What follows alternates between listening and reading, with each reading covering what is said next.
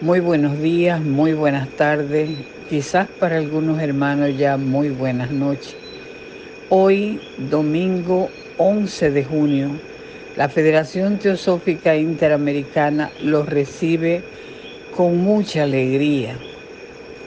Hoy tenemos a nuestra querida hermana Yasmín Salazar.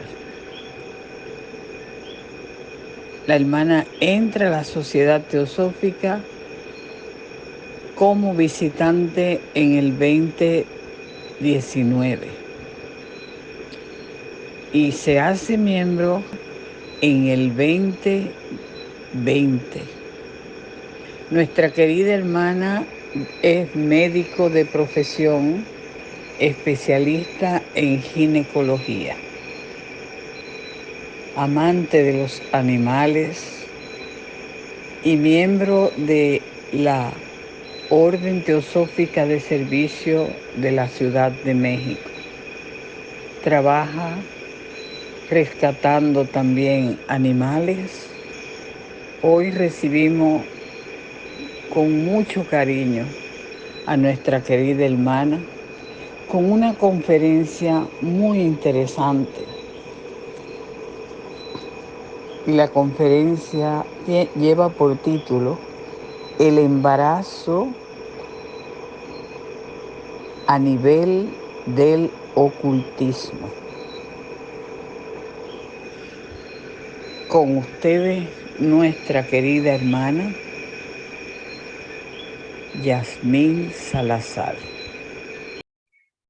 Bueno, pues vamos a dar inicio a esta sesión, y es el embarazo a nivel del ocultismo. Espero que les guste y que sea de importancia o que pueda compartirles un poquito. Bueno, como médico, pero es muy poquito porque en realidad la información que saqué viene de la doctrina secreta.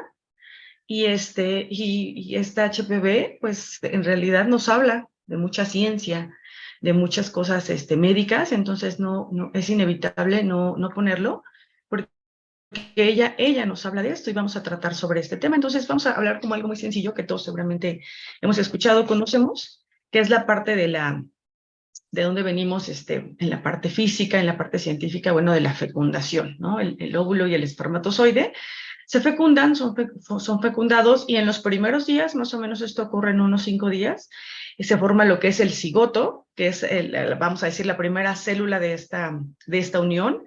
Estas células tienen algo que se llama mitosis, empiezan a duplicar, no hay un crecimiento de las células, sino que simplemente se duplican, y entonces nos van formando otras células, como es la blástula o el blastocito, que es el que se implanta a nivel ya del útero de la mujer. Este blastocito o esta célula, como se va duplicando mucho, en algún momento se parece como a una morita, y por eso se llama mórula posteriormente, porque ya tiene muchas células y tiene esa como forma física. Posteriormente, esta célula se va a dividir, va a tener como una división que se llama gástrula, y de hecho también nos habla esta HPV de ella. Entonces vamos a hablar de ella. Y es importante porque en esta gástrula se forman los 3 primeros tejidos que van a formar como tal a todo el ser humano. Es un embrión que se llama trilaminar porque en él se encuentra el ectodermo, mesodermo y endodermo.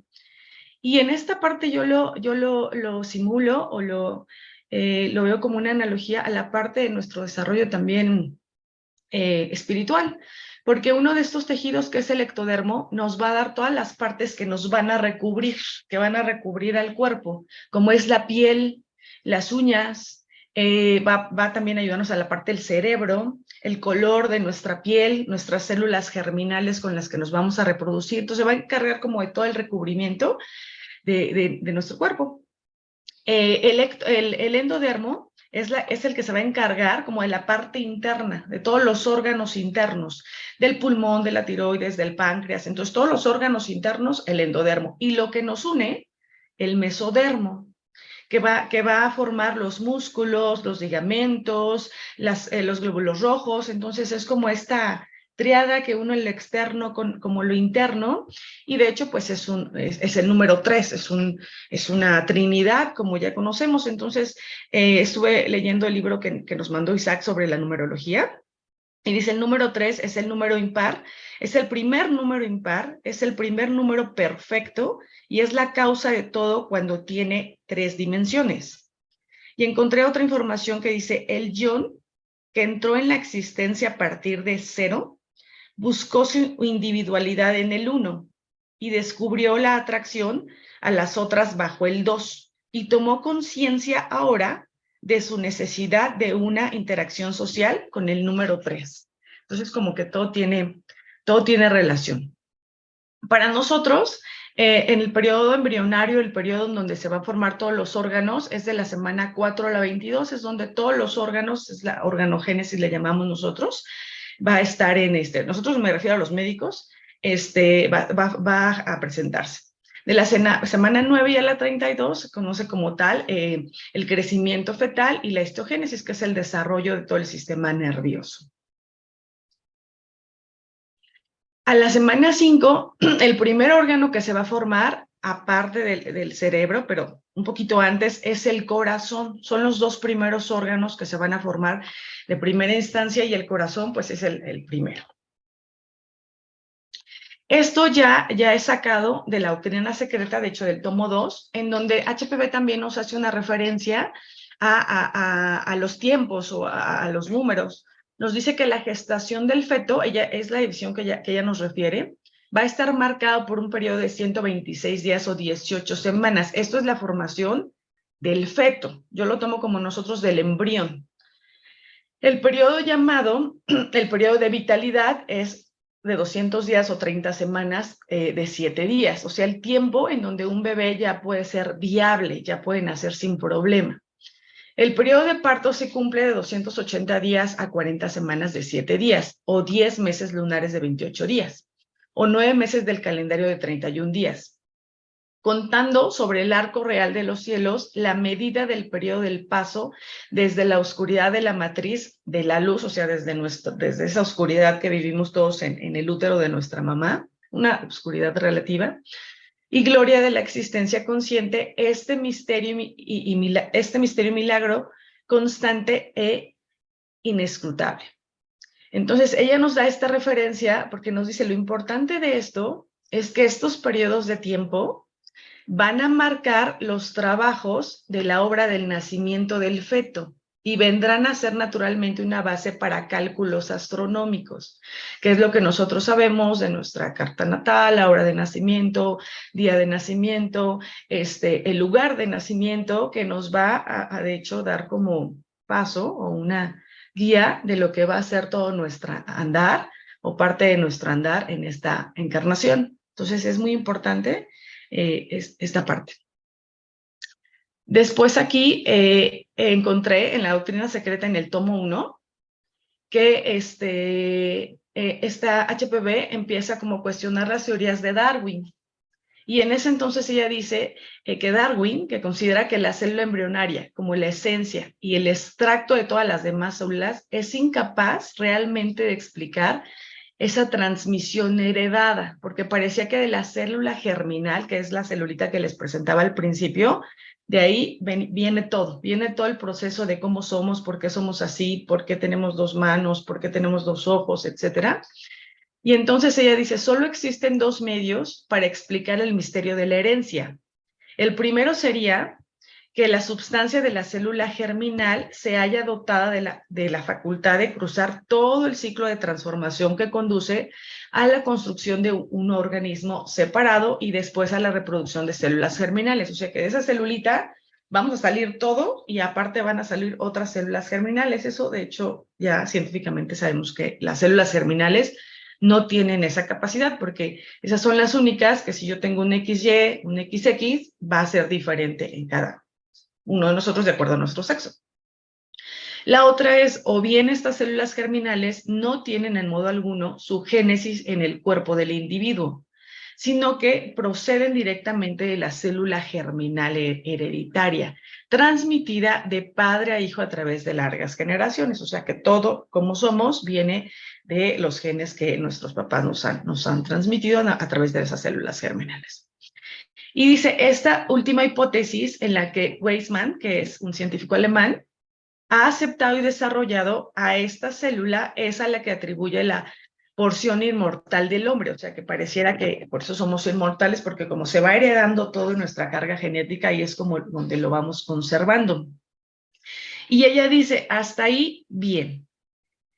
Y cuando esta teoría casi correcta sea aceptada, y pregunta, ¿cómo explicarán los biólogos la aparición primera de esta célula eterna? O sea, ¿de dónde vino esa célula? A menos que el hombre crezca como en el inmortal Topsy y no haya nacido sino caído de las nubes, como nació en él aquella célula embrionaria. O sea, ¿de dónde vino esa célula? Estuve buscando a Topsy y la verdad lo único que encontré, que no sé si se refiere a él, es un elefante que lo trajeron a Estados Unidos y parece que como que se adoptó aquí. Y bueno, tuvo una historia un poco trágica, no sé si se refería a esto, HPV, no encontré más información. Pero bueno, lo importante es esto, ¿de dónde viene o cómo van a explicar los científicos de dónde viene esta celulita? Y nos dice, la ciencia tiene contestación para todo esto, y me atrevo a decir que sus teorías embriológicas, biológicas y fisiológicas son bastante correctas en lo que respecta a lo que pueda alcanzar la observación exacta de lo material. Sin embargo, o sea, físicamente, pues podemos decir, ok, tienen la razón. Sin embargo, las dos dificultades principales de la ciencia embriológica es a saber, ¿cuáles son las fuerzas que obran en la formación del feto?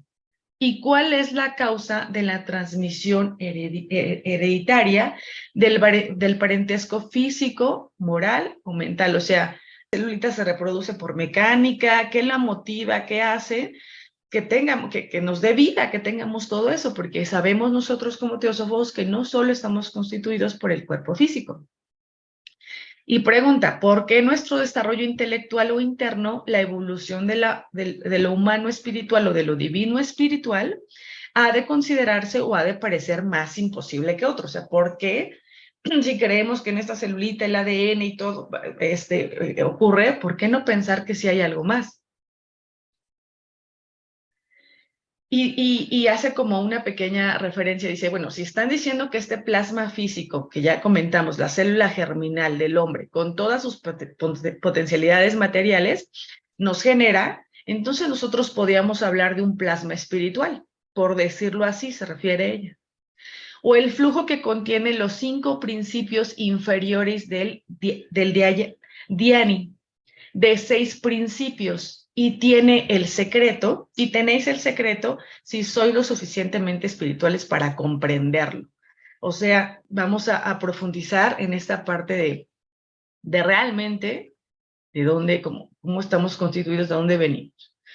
Entonces dice, las funciones de Jiva en esta tierra son de un carácter quíntuple. En el átomo mineral se haya relacionado con los principios inferiores del espíritu de la tierra. Aquí lo tenemos en nuestra constitución septenaria.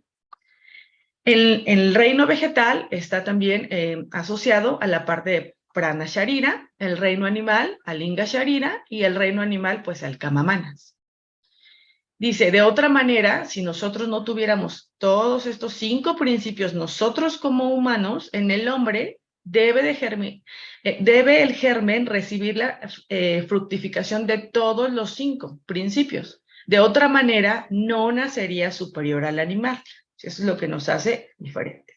El feto humano sigue ahora en sus transformaciones todas las formas, y nos da como la explicación, todas las formas de la estructura física del hombre que ha asumido a través de los 3 kalpas. O sea, esta forma que tenemos viene de toda esa evolución que hemos tenido, no solamente en esta ronda, sino en las 3 rondas anteriores. Durante las tentativas para la formación plasmática en torno a la mónada, verificadas por la materia sin sentido, por ser imperfecta en sus ciegos tanteos. Y dice, en la época presente, el embrión, o sea, cuando nosotros nos desarrollamos en un embrión, va a tener todas las etapas. Va a ser una planta, un reptil, un animal, antes que finalmente se convierta en el hombre como nacemos, desenvolviendo a su vez dentro de sí mismo su propio duplicado etérico.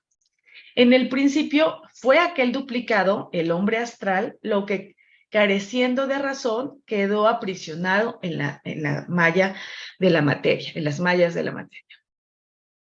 Entonces, viendo esta parte de que nosotros cuando estamos en el embrión vamos a tener todas estas formas, bueno, no lo señalan, nos dicen qué momento va a ocurrir. Cuando somos un cigoto, dice aquí el núcleo infinitesimal del hombre está compuesto por los mismos elementos que la piedra. Y de hecho, si lo vemos, se parece a una piedra. Entonces todos, cuando somos un embrioncito, vamos a tener como una forma de mineral, de un mineral. Dice, los cabalistas citan a Moisés como la autoridad que expresó que se necesita tierra y agua para ser un ser viviente y así puede decirse que el hombre aparece primero como piedra. Después de tener como esta forma mineral, también vamos a tener una forma vegetal. Dice, a cabo de 3 o 4 semanas, el óvulo ha formado la apariencia de una planta. Un extremo siendo esferoidal y el otro afilado como una zanahoria. En la disección que se ve que se compone como una cebolla de láminas y envolturas muy delicadas que encierran un líquido. Las láminas se juntan en el extremo inferior y el embrión cuelga de la raíz del ombligo casi como el fruto de una rama o de la rama. La piedra se ha transformado ahora como por metempsicosis en planta. Vamos a pasar aquí, nos da como otros ejemplos de donde vamos a hacer también, o sea, no solo esa parte, sino vamos a tener varias etapas en donde vamos a manifestarnos como una planta. Después de esto, la criatura embrionaria principia a echar de adentro hacia afuera sus miembros. Aquí este embrioncito, esta foto que les puse, y desarrolla sus facciones, sus ojos, como 2 puntos negros, sus orejas, su nariz, y su boca forman depresiones como las puntas de un ananas, antes de principar a saltar. Un ananas es como, el mayor ejemplo que tenemos es como una piña. Entonces ella dice que aquí más o menos como una piña. Es la mejor imagen que puedo encontrar. Dice, el embrión se convierte en un feto animal, ya después pasamos mineral, vegetal y ahora animal, en forma de renacuajo y semejante a un reptil anfibio. Vive en el agua, o sea, nosotros de embriones vivimos en el agua y nos vamos a desarrollar en él. Una por una asume el feto las características del ser humano. La primera ondulación del soplo inmortal pasa por su ser, se mueve, y la esencia divina se asienta en la forma infantil, que habitará hasta la hora de la muerte física cuando el hombre se convierta en un espíritu. A este proceso de formación de los 9 meses, este embarazo, los cabalistas les llaman el ciclo individual de evolución. Y se sigue con las analogías, dice, del mismo modo que el feto se desarrolla en medio del líquido amniótico, de la matriz del útero, así también la tierra germina en su éter, en el éter universal y fluido astral, en la matriz del universo, como es arriba, es abajo.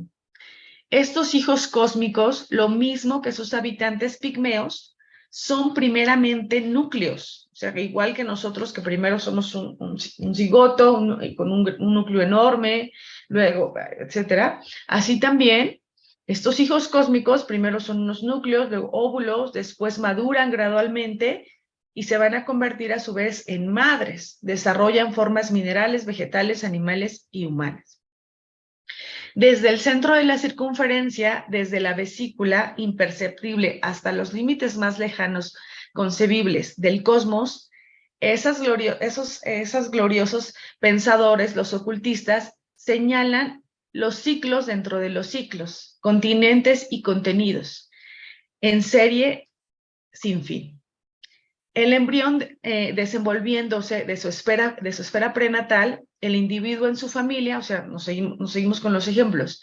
Nos vamos a desenvolver nosotros, el individuo en la familia en el espacio, el Estado en la humanidad, la Tierra en nuestro sistema, el sistema en el universo central, el universo en el cosmos en la causa única, y así nos vamos sin límites y sin un fin, una era de ciclos, donde nacemos, nos reproducimos, morimos y volvemos a nacer.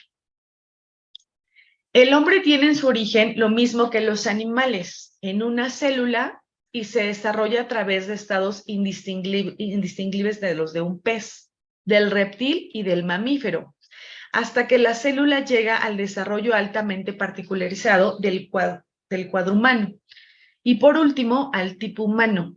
Es un axioma culto de hace miles de años. Entonces vamos a ver que todos, cuando estamos en la etapa embrionaria, más o menos a la semana 4 o 5, todos vamos a ser exactamente iguales. Algunos libros dicen que hasta la 8, y no va a haber una diferenciación real. Todos podemos tener un embrión de un pececito, de un reptil, de lo que sea, y no va a ser muy difícil encontrar una diferencia. Dice, el axioma cabalístico: la piedra se convierte en planta, la planta en animal, el animal en el hombre en Dios. Se sostiene firme a través de las edades. Haeckel, que era un naturalista, de hecho era uno de los seguidores más importantes de Darwin, publicó un dibujo de esta situación. Él se empezó a dar cuenta de esto, de que el embrión se parecía en sus primeras etapas, todos. Y de hecho, la teoría que él dio es que todos venimos de un único, vamos a decir, de una única raíz, de un único ancestro. Y entonces por eso es que todos nos parecemos, y de ahí nos vamos como diferenciando. Pero nosotros ya estamos viendo que tenemos más bien esta parte del microcosmos y el macrocosmos. Primero somos mineral, vegetal, animal, y cuando somos embriones de 5 o 8 semanas, nos parecemos todos, y de ahí, o sea, tenemos esa potencialidad en nosotros por todo lo que hemos vivido en estas rondas. Y dice, ¿por qué pues no deducir que el hombre y el perro provienen de su antecesor común o de un reptil, un naga, en lugar de aparejar al hombre con el cuadrumano? Se le dice, bueno, ¿y por qué, si todos nos parecemos al momento de estar en el embrión, tanto de mamíferos como reptiles y de peces, por qué se empeñan los científicos de decir que venimos del mono? ¿Por qué? ¿Por qué no decir que venimos del perro? Entonces, ¿por qué no decir que venimos del pez si al principio todos nos parecemos? Entonces ella les cuestiona. Dice, como el hombre, el embrión del hombre no tiene más de mono que de otro mamífero cualquiera, sino que contiene en sí la totalidad de los reinos de la naturaleza. Y puesto que parece ser un tipo persistente de la vida, aún mucho más caracterizado que los mismos foraminíferos, parece tan ilógico hacerle proceder del mono como sería trazar su origen de la rana o del perro. Y estos son los foraminíferos, que son algunas animales que viven en el mar. Dice, ningún ocultista puede aceptar la proposición nada razonable de que todas las formas ahora existentes, desde la amoeba informe hasta el hombre, son descendientes en línea directa de organismos que vivieron millones y millones de años antes del nacimiento del hombre, en los periodos presilurianos, en el mar, en la tierra y en la tierra fangosa. Los ocultistas creen en la ley inherente del desarrollo progresivo y señala, Darwin no es así. Darwin jamás creyó en ella, y así lo dice, pues vemos que declara que puesto que no puede haber ventajas para el animálculo infusorio y para el gusano intestinal, que llegan a estar altamente organizados, por eso la selección natural, que no incluye necesariamente el desarrollo progresivo. O sea, Darwin, acuérdense que nos hablaba mucho de la parte de la selección natural, más no como tal del desarrollo progresivo.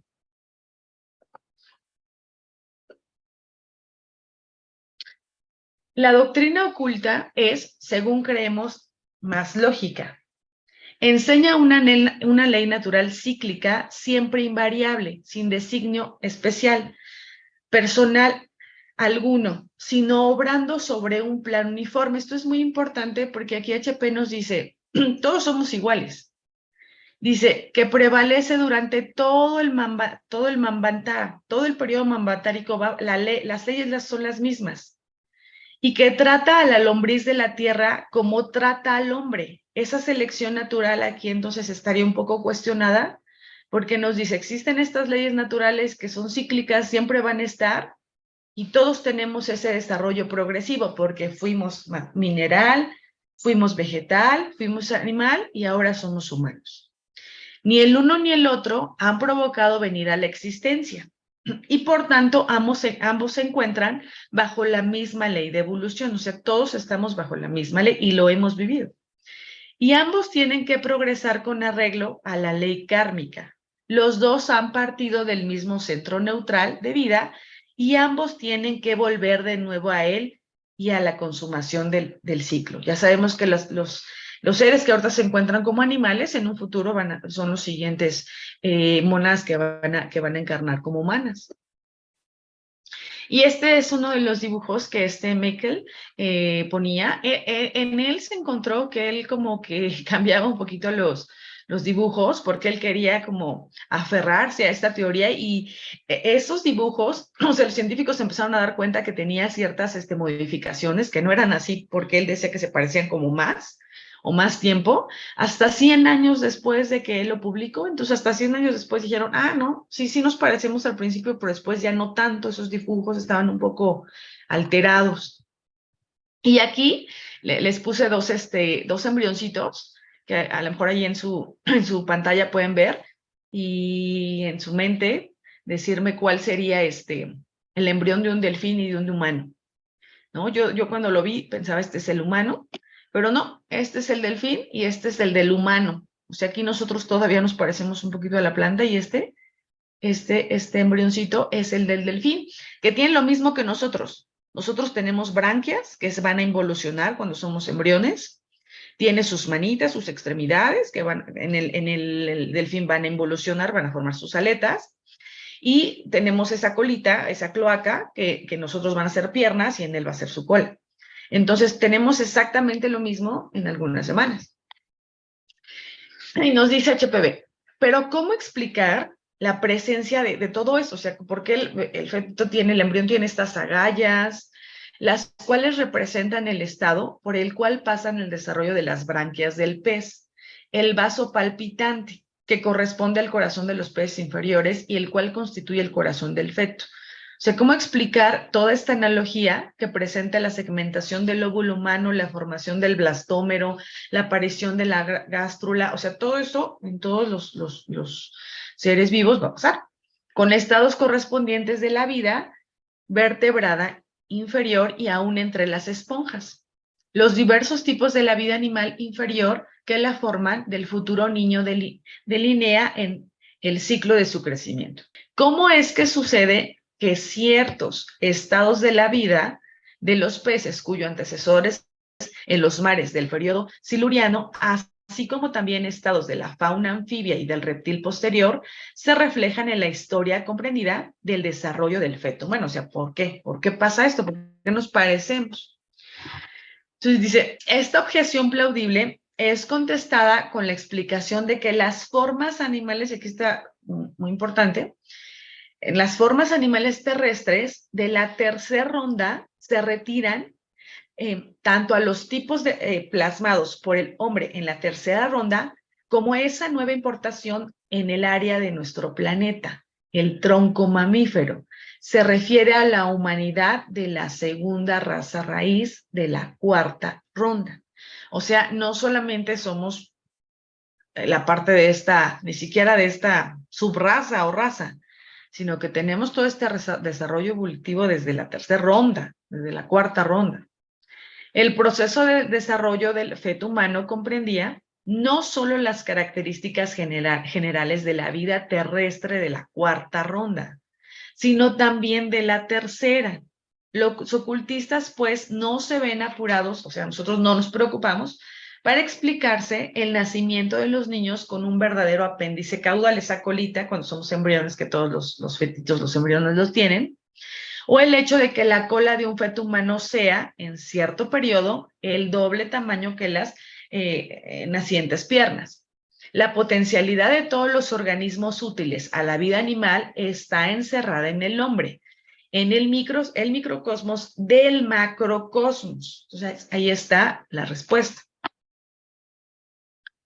Dice, la ciencia arcaica admite que la constitución física humana ha pasado por todas las formas, desde la más ínfima a la más elevada, su forma actual o desde el simple o a lo complejo para usar los términos aceptados, pero sostiene que en este ciclo, en la cuarta ronda, toda vez que la forma pasó por los tipos y modelos de la naturaleza de las rondas precedentes, haya base pronta para el hombre desde el principio de esta ronda. O sea, ya es cuando ya nos vamos a ver más o menos cómo somos.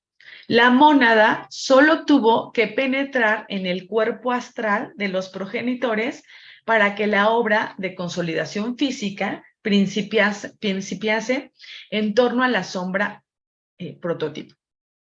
La humanidad en su primer forma prototípica y de sombra es la producción de los Elohim. Y bueno, aquí ya viene lo que sabemos, de los pitris lunares en sus aspectos cualitativo y físico. Es la producción directa de los antepasados, de los Dhyani, más inferiores o espíritus de la tierra. Y bueno, ya sabemos que los pitris lunares, los verdaderos pitris, llamados generalmente los pitris Barichat, son las entidades más adelantadas de la cadena lunar que al terminar de esta entraron en la séptima jerarquía creadora. Son los dioses lunares o señores de la luna que tienen en su cargo el guiar la evolución física de la cadena terrestre. Preparan las formas para las mónadas exlunares y dan el nombre de los 4 principios inferiores. Nos dan el doble etérico, prana, kama animal y el germen animal de la mente, o sea, el manas inferior. Con ellos actúan de un modo secundario 2 clases de mónadas. Bueno, no vamos a profundizar en esto, pero esto ya lo conocemos. Y bueno, aquí es como un esquema muy rápido de cómo es nuestro desarrollo embrionario. Ya comentamos que lo primero que se forma es el corazón, después un poquito así, después, unos días después, el cerebro, el sistema nervioso se empieza a desarrollar, y luego viene el ojo, que es súper importante, aquí ya nos seguimos, pero con respecto al ojo, esta HPV, en el tomo 3 nos dice, dice, el ojo tan grande, que es o sea, es un misterio cómo se forma el ojo en el ser humano, tanto que algunos científicos no lo pueden explicar y a veces hasta se ponen a leer cosas de ocultistas, bueno, lo que entiendo que nos dice.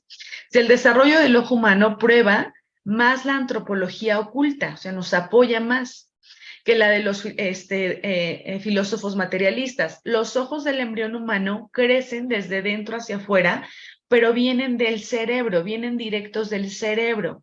Esto en nosotros, en lugar de ser parte de la piel, como en los insectos y en el pez jibia.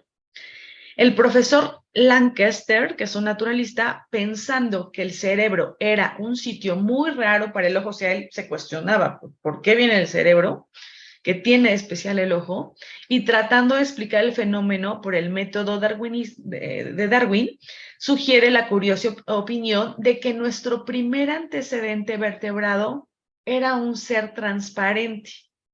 Y entonces ahí vemos los seres de la segunda, en la segunda ronda, antes de los lemures, antes de los atlantes, pues que nosotros éramos más sutiles, que no teníamos este cuerpo denso. Entonces vamos a decir que esa es una correlación de que eran transparentes, porque eran seres etéricos. Y de aquí que no importarse de dónde viniera en donde tuvieran el ojo. Que bueno, ya sabemos que antes también tenían el tercer ojo. Y bueno, dice, analógicamente nace el hombre de la matriz de la madre, así como Brahma, según las tradiciones exotéricas, está rodeado por 7 envolturas internas, aquí el número 7, y 7 externas en el huevo del mundo. Así también el embrión es la primera y la última envoltura, según se empiece a contarlas. La cosmología esotérica enumera 7 capas y envolturas internas y 7 externas. La fisiología exotérica divide el contenido del útero en 7 también, aunque ignora la similitud de esta división. Y que esta copia de la matriz universal, o sea, todo tiene su analogía, como es arriba es abajo, hay muchas como coincidencias, bueno, no son coincidencias, lo sabemos. El contenido del útero, bueno, se los voy a explicar, y también físicamente el útero tiene 7 capas.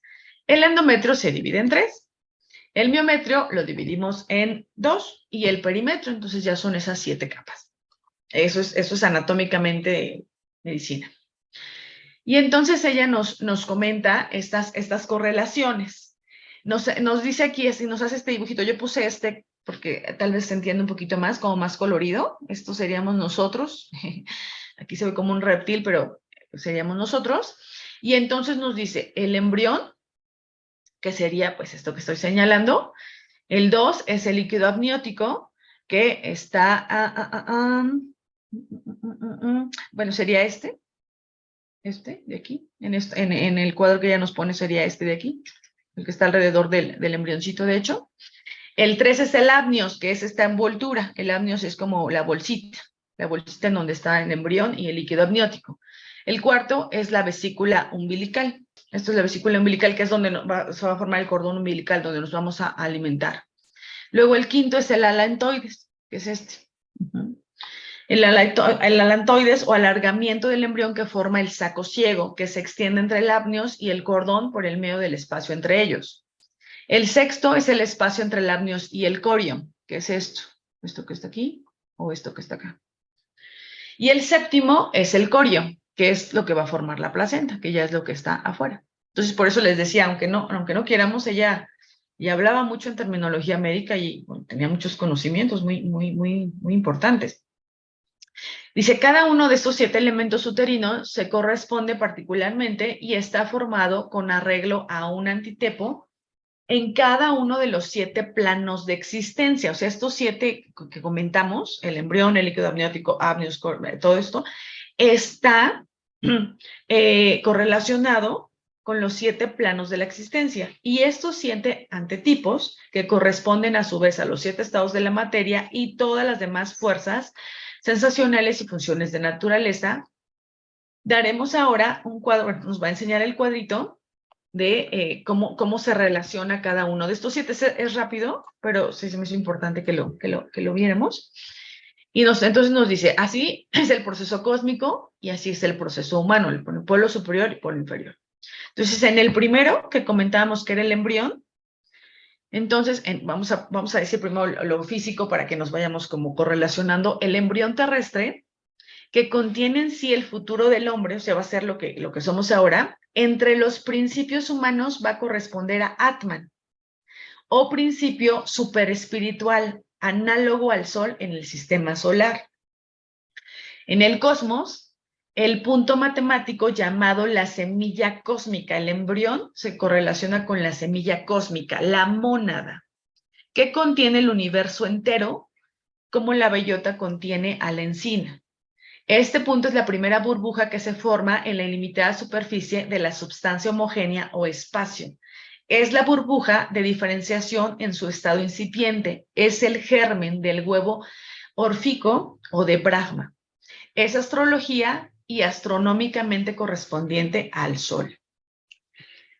El 2, que sería el líquido amniótico, este va a fluir en el embrión, va a estar como nadando el embrioncito ahí en el líquido amniótico, en la parte física, y dice, con referencia al plano de materia, se llama prana, va a ser el prana.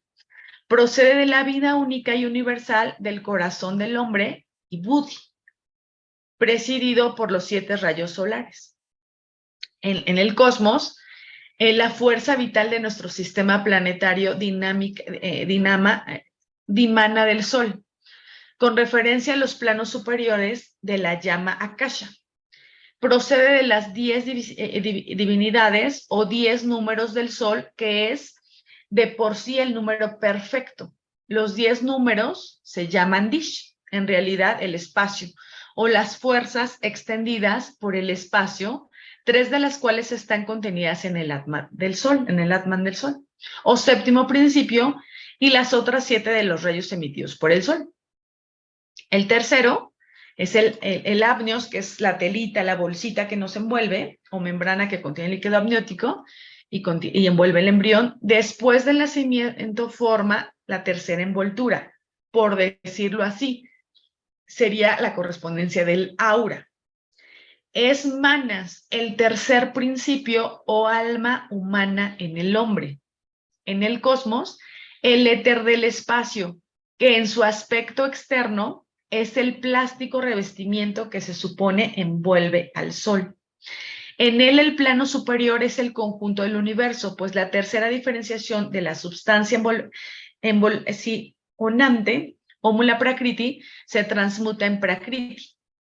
Se corresponde místicamente con el Mahat manifestado, la inteligencia o el alma del mundo. El cuarto, que sería la vesícula umbilical, que es donde se forma el cordoncito umbilical, sirve, dice primero, para nutrir al feto, pero que según el ocultismo lleva al feto por osmosis las influencias cósmicas extrañas, o sea, por ahí se transmiten esas influencias del cosmos hacia el feto, extrañas a la madre. En el adulto se transmutan estas influencias en alimentos de cama, a cuyo principio preside. En el hombre físico, con sus pasiones y emociones, o sea, los meteoros y cometas morales de la naturaleza humana. En el cosmos, las partes sustanciales o contenidos siderales del éter, que la ciencia moderna desconoce representados en los misterios ocultos y cabalistas por los elementales, en la astronomía física por los meteoros, cometas y toda clase de cuerpos cósmicos y ocasionales y fenoménicos. El quinto es el alantoides, que veníamos, que es como esa parte que se alarga del embrión, que se extiende entre el amnios y el corium. Se supone que conduce el alimento desde la madre al feto. Corresponde al principio de vida, prana o jiva. O jiva, se pronuncia jiva. En el cosmos es corrientes de vida que cruzan el éter procedentes del Sol. Los canales por los que el principio vital de este éter, la sangre del cuerpo cósmico, fluye para nutrir todo cuando existen los planetas, desde el mineral que de este modo crece y se especifica, y desde las plantas que de este modo se alimentan, hasta el animal, el hombre, y así recibiendo la vida. El sexto, que sería el alantoides, se divide en 2 capas, el espacio entre el amnios y el corium, y contiene el alantoides, y también un líquido albuminoso, eso es físicamente. Y en el cosmos, la doble radiación psíquica y física que irradia a la simiente cósmica y que difunde alrededor de todo el cosmos, así como alrededor del sistema solar y de cada planeta. El ocultismo se la llama la luz astral divina superior a la materia inferior. Y el último, el 7, que sería el corium, que es lo que va a formar la placenta.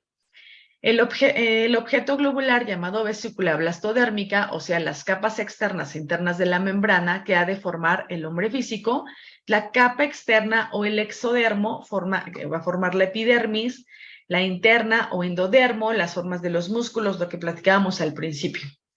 El corium primitivo se convierte en permanente. En el cosmos, la corteza externa de todo cuerpo sidereo, la cáscara del huevo del mundo o la esfera del sistema solar, de la Tierra o de los hombres y animales. En el espacio sidereo es el éter, propiamente dicho. En el plano terrestre es el aire, que a su vez tiene 7 capas. La masa potencial del mundo se convierte en globos permanentes durante el Manvantara. Bueno, y esas son las correlaciones. Después nos dice, en la evolución misma de las razas, observamos el mismo orden que en la naturaleza y el hombre. La placenta humana y animal, o sea, la placenta que nosotros generamos en el embarazo, cuando estamos en intrauterino, no llegó a formarse hasta la separación de sexos en la tercera raza. en la evolución fisiológica, la placenta no se acaba de formar ni funciona plenamente hasta pasó el tercer mes de vida. O sea, ya hace esta correlación que es cierta, la placenta se forma, ya les decía, es el corión que va a formar la placenta. O la placenta se forma de la semana 16 a la 18, o sea, llegando al tercer mes. Y la placenta, vamos a decir, que se generó en las razas raíz, en la tercera raza raíz. O sea, hasta ese momento empezábamos a tener placenta. Antes eso no existía cuando nos producíamos o nos reproducíamos. Dice, suministra al hombre la forma astral sobre la que se modela el cuerpo físico, primero como feto y después como niño y hombre, de modo que la forma astral va creciendo paralelamente al físico. Aquí es ya nuestro desarrollo no solo físico. De la propia suerte suministra a los adeptos vivientes su Mayavi Rupa o cuerpo ilusorio, distinto del cuerpo astral vital. Después de la muerte, suministra al hombre el Kama Rupa y cuerpos de deseos, el fantasma y la entidad de Vachánica. Porque mientras aquella porción de lo divino que anima a la personalidad separándose conscientemente del ego divino como pura, aunque densa sombra, se infunde en el cerebro y sentidos del feto al séptimo mes del embarazo. Aquí, el mana superior no se une con la criatura hasta los 7 años de edad. Esta desglosada esencia, o mejor dicho, el reflejo sombra del mana superior, se convierte, según crece el niño, en su principio distinto pensante del hombre, en un principio distinto pensante del hombre, cuyo principal instrumento es el cerebro físico. Y bueno, aquí platicábamos hace rato de los órganos que se forman, del corazón, y dice, la conciencia puramente animal está constituida por la conciencia de todas las células del cuerpo, menos el corazón, o sea, todas las demás órganos van a tener una conciencia puramente animal, pero el corazón no, este órgano no. Este órgano es el más importante y el rey de todos los órganos del cuerpo. Hay en el corazón un punto, centro de la vida, que es último en cesar de latir. Este punto central se denomina sede de Brahma y es el primer centro vital que funciona en el feto y el último que muere en el organismo. El corazón es el centro de la conciencia espiritual, como el cerebro lo es de la inteligencia. Pero la persona no puede guiar a esta conciencia ni dirigir su energía mientras no esté a tono con los elevados principios buddhimanas. Hasta entonces, la conciencia guía a la persona, claro, si ésta se deja guiar. Estrictamente hablando, la filosofía esotérica enseña una poligénesis modificada. Aquí es como más de la pregunta que se hacía al principio, ¿por qué somos así físicamente? Pues al paso que asigna a la especie humana una unidad de origen, por cuanto los antepasados y criadores eran todos seres divinos, aun cuando se diferencian clases o grados de perfección en su jerarquía. Enseña que los hombres, sin embargo, nacieron en 7 diferentes centros del continente de aquel periodo, aun cuando todos eran de un origen común. Sin embargo, por razones dadas, sus potencialidades y capacidad mental, sus formas externas y físicas y cualidades características futuras eran muy diferentes. Entonces aquí hablo de las razas, ¿no? Es muy poquito, son 2 diapositivas nada más. Dice, el esoterismo clasifica ahora estas 7 variantes con sus 4 grandes divisiones en solo 3 distintas razas primordiales. Pues no toma en consideración la primera raza, porque en ese entonces pues no había, era muy etérica, no tenía color, no tenía apariencia más densa, entonces no la toma en cuenta. La evolución de estas razas, su formación y desarrollo, procedieron en líneas paralelas con la evolución, formación y desarrollo de 3 capas geológicas, o sea, íbamos en paralelo con el desarrollo de las capas geológicas. Y esto explica de las cuales se derivó el color humano, tanto como a su vez influyeron en determinar los climas de esas zonas. la enseñanza esotérica menciona 3 grandes divisiones, a saber, la amarilla roja, la negra y la blanca oscura. Bueno, nada más era una de ellas.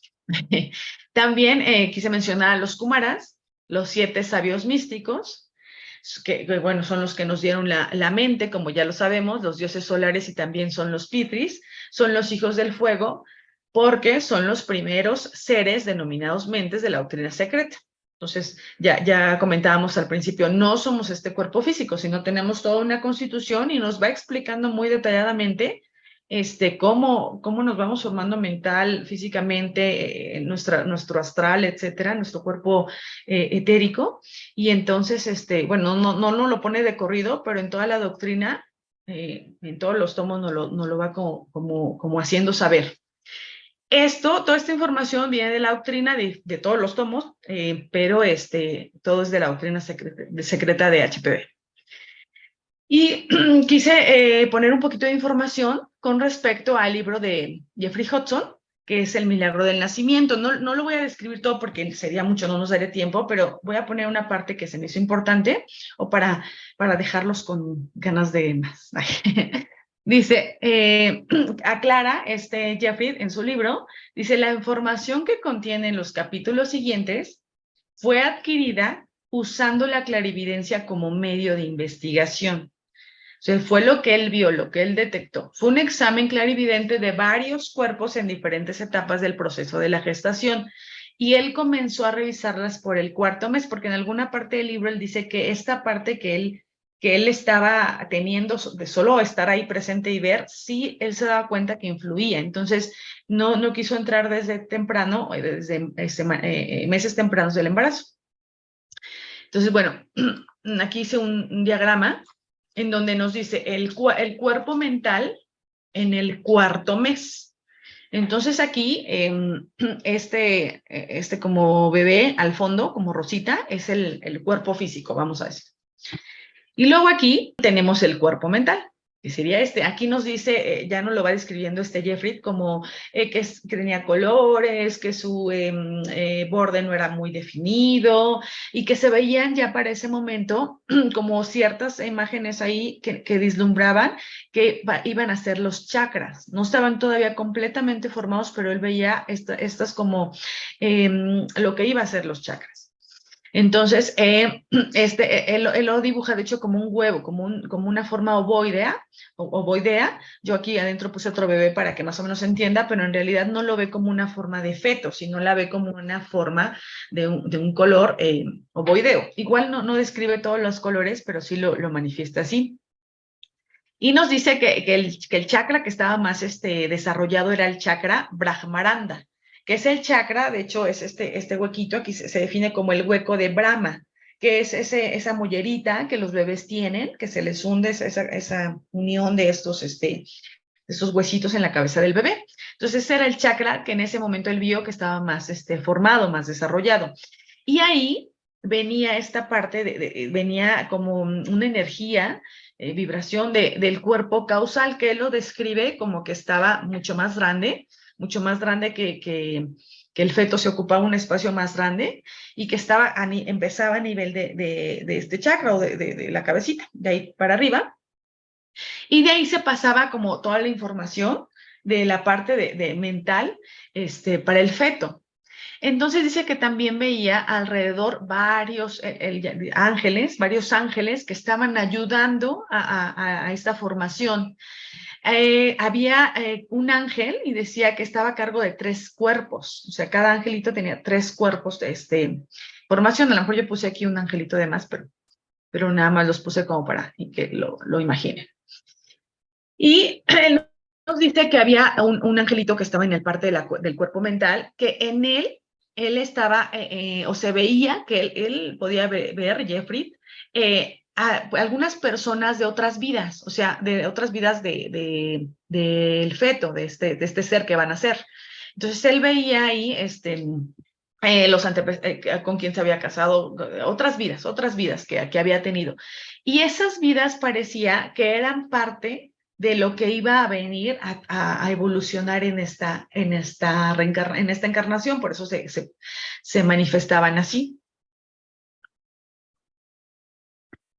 Luego, el cuerpo emocional, bueno, nos habla ya del cuerpo emocional ahora en el 4.º mes.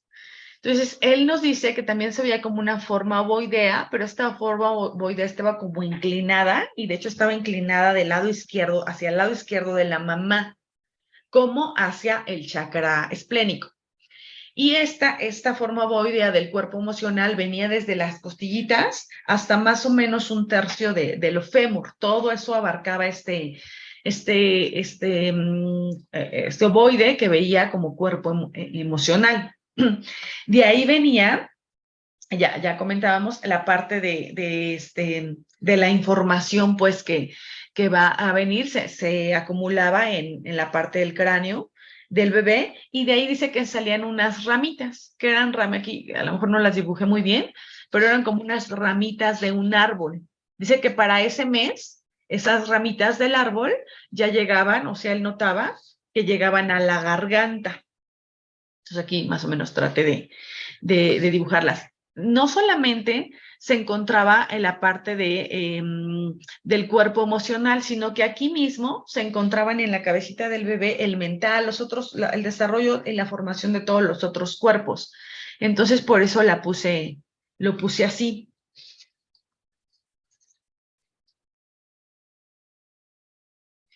Luego dice, el trabajo de los espíritus de la naturaleza observado en el 4.º mes. Entonces decía, no estamos solos. Ahí está el bebé, y él veía a espíritus, a seres de la naturaleza, a estos elementales que nos ayudaban para nuestro desarrollo. Decía, ¿de dónde viene el prana del bebé? Porque el chakra esplénico en ese momento, en el 4.º mes, él no notaba que funcionara en el feto. Entonces el prana del feto venía del chakra esplénico de la mamá. Entonces llegaba al chakra de la mamá y de ahí se iba a el feto. Una parte del prana le llegaba directamente a la coronilla del feto, pero la mayoría venía de la mamá. Y decía que de hecho la mamá compartía ese prana o sea, su prana con el del bebé. Y aquí es muy importante porque entonces él nos está contando que vio algunas personas, algunas mujeres, que tenían una vida tranquila, meditaban, vamos a decir una teósofa, que llevaba muy bien su vida en calma, no era iracunda, era vegetariana. Y entonces esa mujer, él se daba cuenta que esa mujer pues tenía más prana, estaba mejor, porque todo estaba como en orden. Y aquellas mujeres que no tenían nada de esto, pues o sea, tenían ahí una como crisis de esta parte, porque su energía se iba en el bebé. Y aquí, bueno, estos son como los elementales que yo quise plasmar. Y también dice que en esta parte había una nota musical, que es nuestra nota. Yo entiendo que es nuestra nota. Y dice, de donde más se manifestaba esta nota es del átomo permanente que se encontraba en ese feto, que los átomos permanentes dice que se encontraban aquí también, todo se acumulaba ahí en ese momento.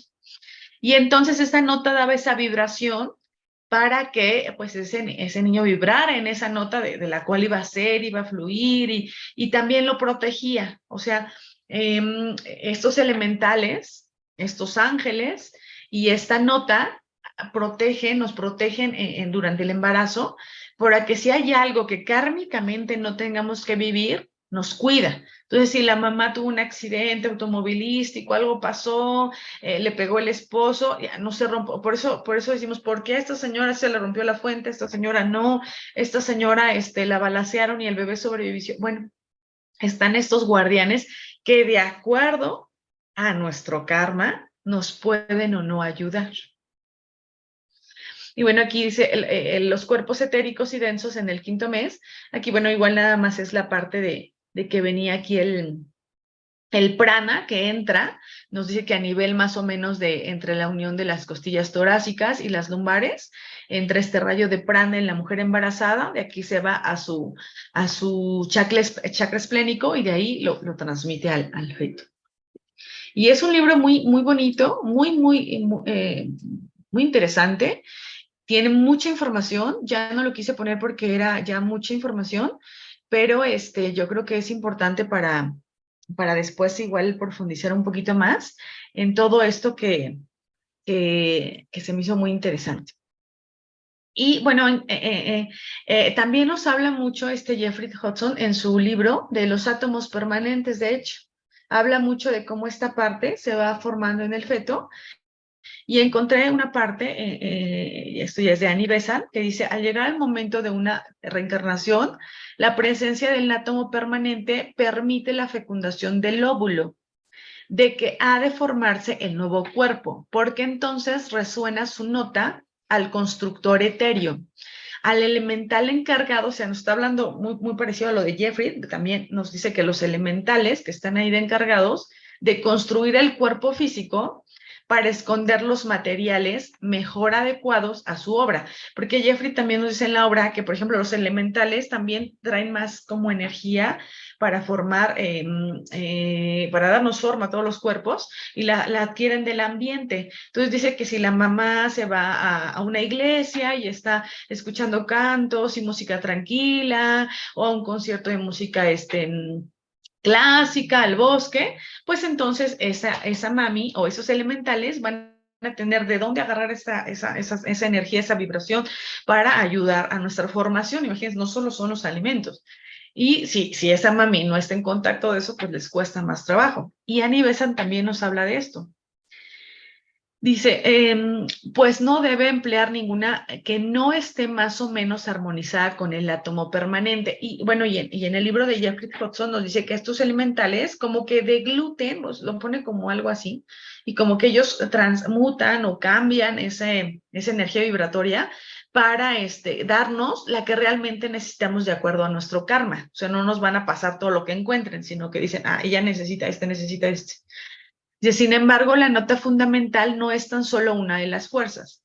El karma mental y emocional y el relacionado con otras entidades requieren materiales capaces de variadismas, de varias expresiones. Y de este karma, los señores del karma escogen todo lo congruente, es decir, cuando puedan expresarse por medio de un cuerpo formado de una particular tipo de materia.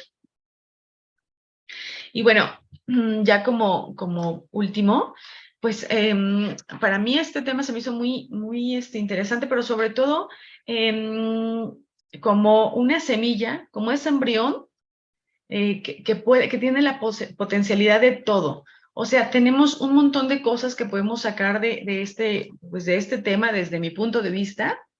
Y puse algunas cosas, de hecho, que Hudson, que Jeffrey se pregunta, dice, el poder creador es uno de los atributos divinos que el hombre posee.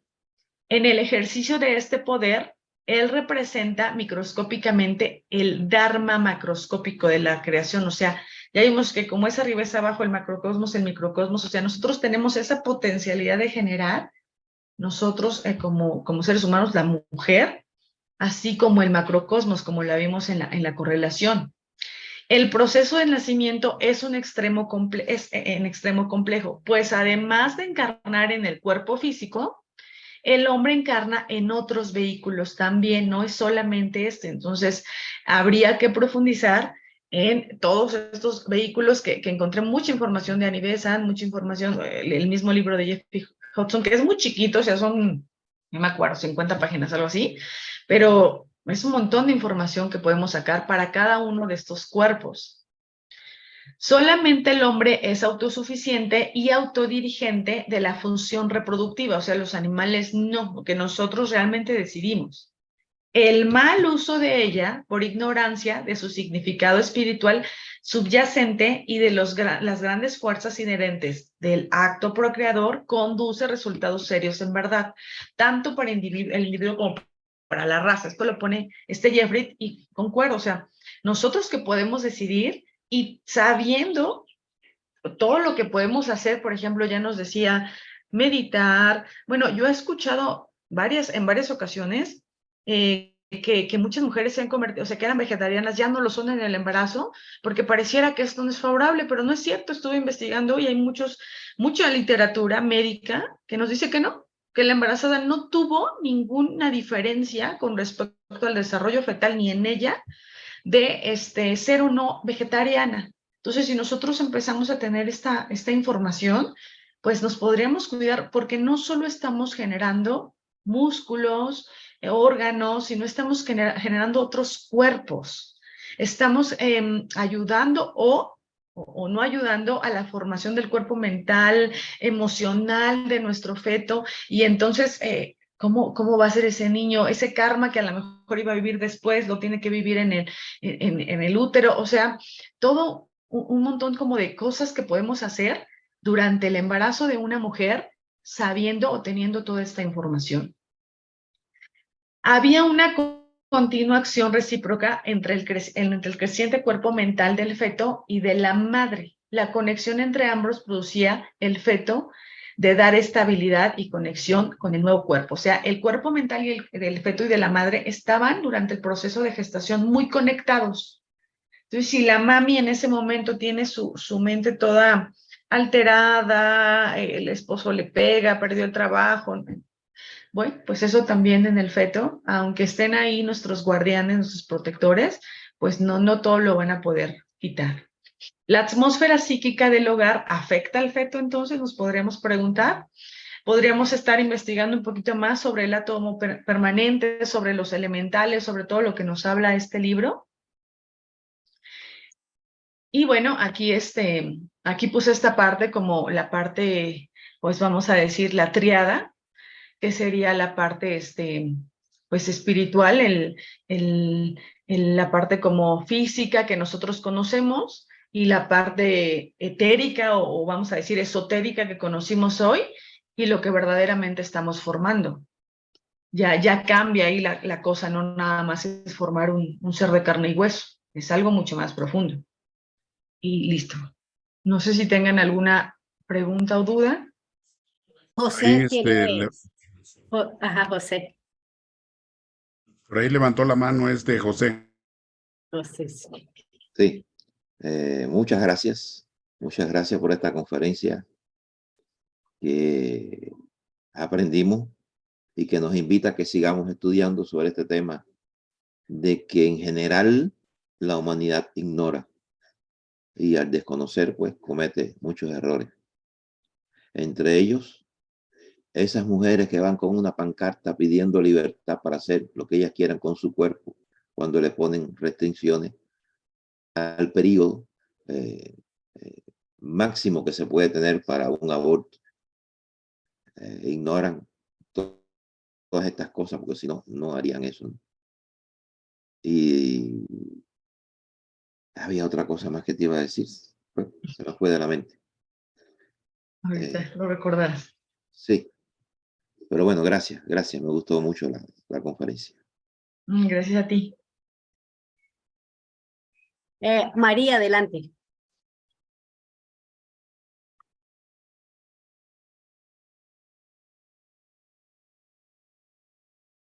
María.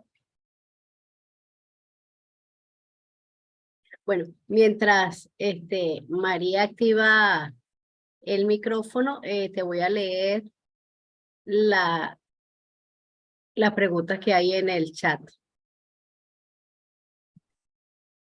Patricia Chávez tiene varias preguntas. ¿Te las hago una a la vez? Sí, está bien. Ok, dice, el corazón es el primer órgano que se desarrolla en el ser humano. Aquí se encuentra nuestra alma o espíritu, porque según lo explicaste, ahí está la conexión del hilo de plata y es el que se corta en la muerte. Esa es la primera pregunta. Okay. Bueno, yo entiendo que no está ahí el hilo de plata, como tal, acuérdense que es el prana, y ese no está como directamente en el corazón. A lo que se refiere HPV es que el corazón es un órgano que no tiene esta animalidad que todas las demás células. Vamos a decir como, no lo sé, como, pues sí, todo lo demás de nuestro organismo tiene animalidad, pero el corazón no. Y es el primero que se genera en el organismo físico y es el último que está, pero no viene de ahí el hilo de plata. Y, o sea, vamos a decir que esto que estamos hablando es de lo físico, pero HPV nos habla también de la importancia de ese corazón en lo físico y que no tiene esta animalidad. Sin embargo, el hilo de plata es otra cosa, que también va correlacionado pues cuando nacemos y cuando morimos, pero no es lo mismo. Ok, la segunda pregunta. El sexo se dice que se da si es mujer por parte del padre y la madre, si es hombre de acuerdo a sus cromosomas. Entonces venimos desde que ya bajamos del de Bachan ya como con karma, mujer u hombre. Bueno, genéticamente sí lo da el hombre. El hombre es el que tiene el cromosoma Y. Nosotros solo tenemos cromosoma X. Entonces nosotros solo transmitimos en su célula germinal XX. Pero el hombre puede darnos X o Y.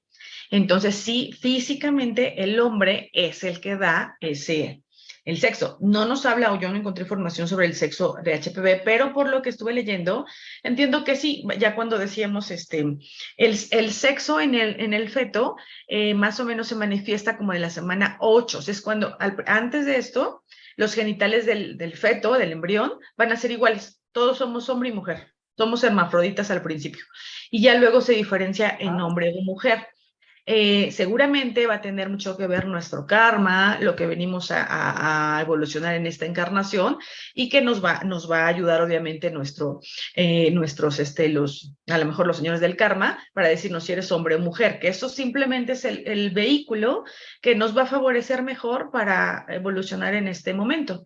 Pero no es como algo que realmente sea mejor o peor, sino que simplemente es el vehículo que nos toca para que de esa manera podamos trascender mejor lo que vamos a hacer.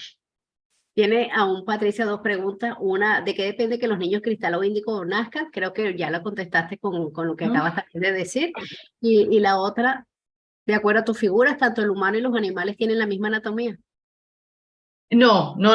Eso solamente cuando somos embriones. Solamente, y eso lo refiere a HPV como que somos el microcosmos del macrocosmos. Pero no toda nuestra estructura, no, ya después no, solamente en las primeras semanas, después ya todos somos diferentes. Acuérdense al principio que puse el dibujito del delfín y todo esto, dije, nosotros tenemos branquias cuando somos unos fetitos. Entonces las branquias se van a involucionar, en el delfín, que se veían como muñoncitos de miembros, van a involucionar, pero no tiene brazos, y en la cloaca, en lo que es la colita, nosotros vamos a generar piernas y el delfín colita. Entonces solo al principio somos iguales, porque lo que traté de explicar es que al principio vamos a pasar como por todas las etapas.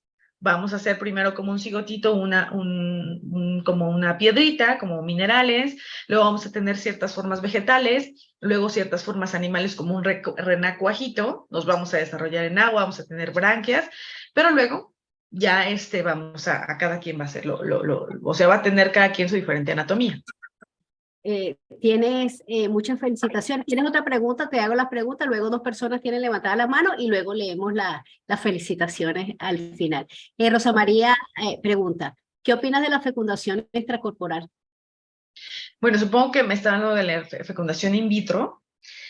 Bueno, pues imagínate, después de toda esta información, ¿por qué hago este comentario? Porque estamos viendo que no solamente es la parte física, sino que ahí está el prana de la mamá que nos está ayudando. Hay varias técnicas para inseminación, que una es la fecundación y se insemina. Entonces, prácticamente vamos a decir que solo unas horas no estamos adentro de la mamá. Ya después todo es igual. Pero hay otras técnicas en donde hay transferencias de embriones, y de acuerdo al día de la transferencia es el tiempo de edad del embrión, que ahí sí yo considero, no encontré información, pero es mi punto de vista personal, que sí puede afectar, porque ahí no, entonces ya no es dónde están ese prana, por lo menos de la mamá, dónde están esos elementales que están tomando de aquí, porque el embrión pues está en un laboratorio.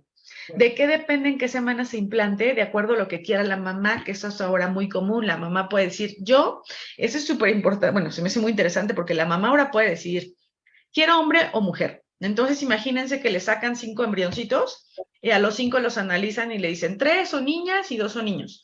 Entonces ya ahí los señores del karma, pues dicen, ay.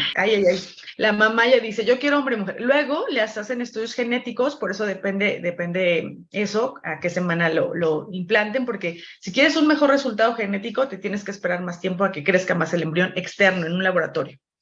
Entonces le haces el cariotipo y te dice, este bebé tiene riesgo de desarrollar, tiene riesgo, no es algo ya decretado, pero tiene riesgo de tener cáncer de mama, ese otro fetito tiene síndrome de Down, ese otro fetito tiene esto. Y entonces la mamá dice, este sí, este no, este sí, este no, este implántenme. Entonces, es en serio y es súper frecuente, ¿eh? No creen que es. De hecho, tengo pacientes que pueden tener bebés, pero simplemente ellas quieren y vienen al consultorio. Sí, ya vi, pero este tiene riesgo, este no lo voy a querer, este sí lo voy a querer. Y yo, entonces, bueno, eso es algo que estamos en esta evolución, en esta era también tecnológica, en donde vamos a ver todo esto, pero claro que influye. De hecho, físicamente influye. Nosotros como ginecólogos sabemos que hijo o mujer embarazada de una inseminación in vitro o de transferencia de embrión, se puede complicar de todo, ¿eh? Son las pacientes más complicadas para nosotros. Hacen preeclampsia, diabetes gestacional, bueno, todo, complicación en el parto, en la cesárea, hemorragia obstétrica, es así. Nosotros las vemos y decimos, Dios mío, bueno, pues ya, vamos a ver qué pasa. Pero simplemente en la parte física sí afecta. Bueno, gracias, Yasmin. Excelente tu charla y tus respuestas. Muchas felicitaciones. Ahora tiene la palabra María y luego Claudia Granado. En caso tal que María aún tenga problemas con el micrófono, por favor, pase Claudia. Sí, bueno, más o menos mi pregunta ya la han hecho. Era sobre eso, sobre las técnicas de reproducción humana que no existían en el origen de la teosofía y que, bueno, porque ya la primera apareció en el 78, ¿qué podría decirnos sobre ella? Ha dicho que a nivel de salud física, pues trae más riesgo que digamos, un embarazo natural. Y a nivel de espiritual, ¿qué almas pueden ocupar este cuerpo? Si se puede decir algo de eso, porque claro, la teosofía, en el año en que apareció, pues, no estaba todavía esto. Claro. Bueno, yo creo que, no hay como tal algo que nos diga que puede pasar y solamente vamos como a suponer lo que podría pasar, pero pues supongo que sí. Implica, también aquí seguramente tendrá que ver esta parte del karma, no es como que esté completamente ajeno. Entonces, obviamente el karma va a ser que si yo tengo que nacer por una pipetita, pues naceré por pipetita. O si tengo que nacer por transferencia de embrión y mi mamá va a tener complicaciones, pues así, porque es mi karma, es lo que me toca. Como todo en lo que vivimos en nuestro proceso evolutivo tiene mucho que ver, o tiene todo que ver con el karma. Entonces seguramente eso tendrá mucha relación. Sí, se puede relacionar con el karma. Muchas gracias. Gracias. Gracias a ti, María. Gracias. Carolina, hay más manos levantadas porque yo no las puedo ver, mi hija. Claudia Magali. Adelante. Sí, pues adelante, Claudia. Hola, ¿qué tal? Saludos a todos. Buenos días.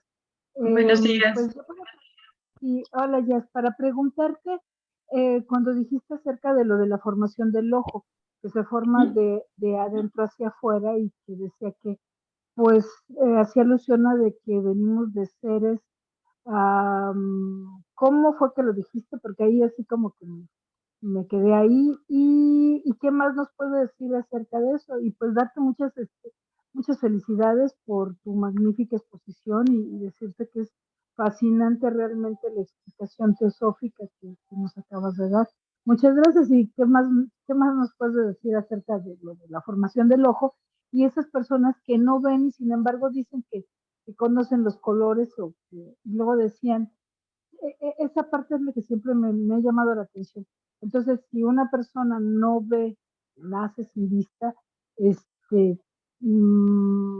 pero que sí ven colores, sueñan a colores, es lo que dicen, quiere decir que porque venía de otras vidas, no sé, es esa parte. Y ahorita con lo que dijiste, pues sí, me recordaste todas esas dudas que tuve.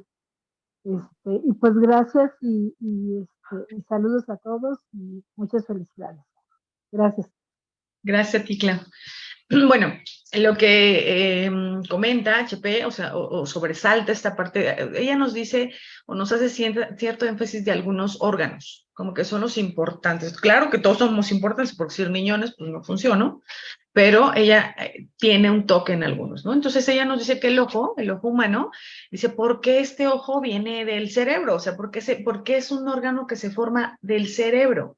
O sea, los demás vienen ya, como comentamos, del mesodermo, también viene, pero viene directamente del cerebro. Entonces, ahí es donde ella nos dice, porque uno de los biólogos tomó la referencia de, bueno, yo creo, en sus investigaciones, que es porque nuestros ancestros podrían haber sido transparentes, se les llama como a lo mejor como gelatinosos. Y entonces HPV dice, pues es que es lo que decimos, nosotros venimos de razas en donde éramos etéreos, donde nos reproducíamos por el sudor, donde entonces hace esa correlación por eso, es como la explicación que nos da. ¿Vale? De por qué viene esta parte del ojo.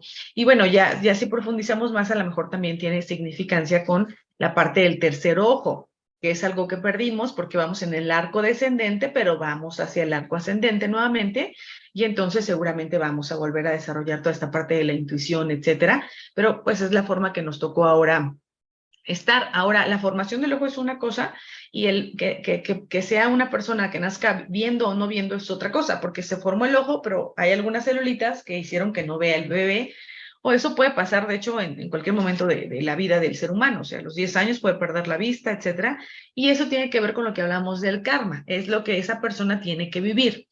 Como tal, no creo que haya otra razón que en mi vida pasada, esto, o sea, sí, en mi vida pasada, porque tengo que aprender en esta vida por karma, esto y esto y esto, y por eso no veo, o por eso hay personas que nacen sin un bracito, y también sabemos, y Isaac me parece que es el que nos ha comentado más sobre estos fetos, que a mí me ha fascinado esta parte que nos dice, esos fetos, ¿por qué vienen un ratito y se van? ¿No? Hay niños que nacen, de hecho, cíclopes, nacen, mueren, hay niños que nacen sin cráneo, pero esto ya es como parte de lo que tenía que vivir esa alma, le faltó un pedacito, regresó y va a volver a reencarnar, pero no es como tal algo diferente. Una pregunta. Primero, felicitar a la ponente, excelente presentación. Creo que esto da para más, se puede indagar más todavía con los átomos simientes. Ojalá que haya una segunda parte. Y la pregunta es muy simple.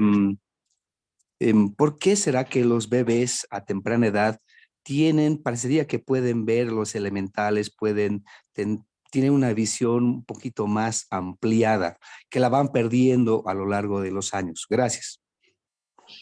Bueno, esta parte sí la venía en no la puse, pero sí la leí en una de estas partes. Y esta parte se debe a esta constitución en donde nos dice que ahorita, como decía, el mana superior no se va a activar, toda esta parte no se va a activar hasta después. Entonces, el niño, como que el fetito, los niños menores de 7 años están como muy... Yasmín, nosotros a veces decimos que los niños están conectados en el espacio de donde acaban de llegar. Y como tú bien dijiste, y se comienzan a desconectar, dice la enseñanza, después de casi siempre dicen los 7 años, pero eso es lo que quería aportarte para que siga con el hermano. Sí, gracias. Pues bueno, Maggie, te respondí. Muchas gracias, Maggie.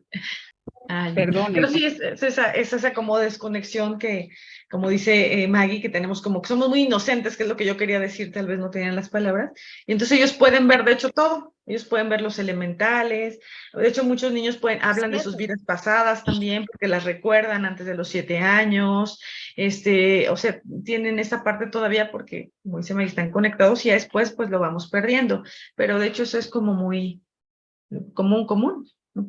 Creo que ya no hay más. Iba a decir que se me olvidó ahorita, era de que Ay, hablaste de que el Ajá. embarazo de las mujeres que son vegetarianas tenían cierta ventaja.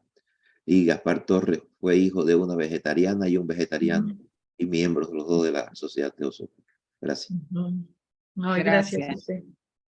Bueno, te voy a agradecer enormemente y agradecerle a todos los hermanos de asistencia del día de hoy. Empezamos con la muerte, recordando al hermano Gaspar en ese proceso, y nuestra conferencia fue de esa forma de la vida. Así es que vida y muerte están unidas, lo que se llama en el mundo de la forma vida y muerte, pero no hay ni la una ni la otra. No. Es un eterno presente en el gran proceso de evolución de la vida.